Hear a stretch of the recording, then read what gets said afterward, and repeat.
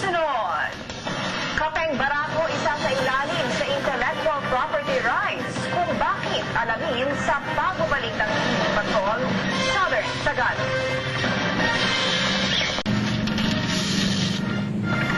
Upang mapangalagaan ang pamantayan ng Kapeng Barakong inilalabas sa merkado, isa sa ilalim sa intellectual property rights ang nasabing kape upang mabantayan din ang kalidad ng inilalabas na produkto. Nagpapatrol, Ernie Mayo. Kadikit na ng kulturang Batanggenyo ang Kapeng Barako na ipinagmamalaki sa natatangi nitong lasa at aroma. Bagamat marami nang naglabas ang Kapeng Barako sa merkado, sa probinsya ng Batangas matatagpuan ang otentikong binhi at puno ng nasabing kape ayon kay retired Colonel Risetas Katigbak, ang may-ari ng isa sa mga pinakamalaking coffee farm sa Batangas. Malaki raw ang pagkakaiba ng Barako sa ibang mga kape tulad ng Robusta at Excelsa. Di hamak na mas malaki ang butil ng Barako at mas matapang ang lasa kumpara sa dalawa. Sistema na dapat gawin, ang pipili lang nating i-harvest, yung mga hinog. Para ang lasa hindi nababago. Dapat pare-pareho na ito lamang ang klase ng ating sistema ng pangunguha dapat. Kung kaya ito ang nais protektahan ng probinsya para mabigyan ng pamantayan ang Kapeng Barako na inilalabas sa merkado.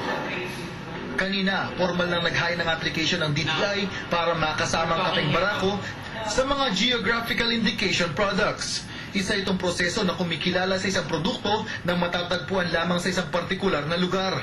Kapag naaprubahan, hindi na rin basta-basta magagamit ang salitang Kapeng Barako hanggat hindi humihingi ng permiso sa mga bubuo ng intellectual property nito.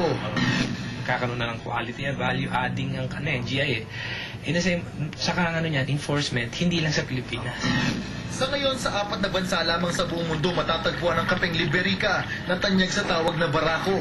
Malaki raw ang may tutulong ng geographical indication para maiangat ang antas at kalidad ng nasabing kape.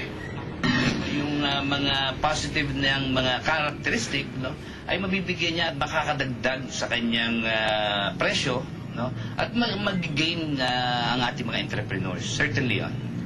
Nangako naman ang Intellectual Property Philippines na mapapabilis ang proseso para mapabilang ang Kapeng Barako sa mga produktong pasok sa geographical indication. Ngayong taon ang target ng DTI na mapabilang sa geographical indication ng Kapeng Barako kasama ang ibang produkto sa bansa. Inaasahan namang muling may babalik sa mapa ang Pilipinas bilang isa sa mga pangunahing pinagkukunan ng Kapeng Barako sa buong mundo. Ernie Manyo, Patrol ng Pilipino, Batangas.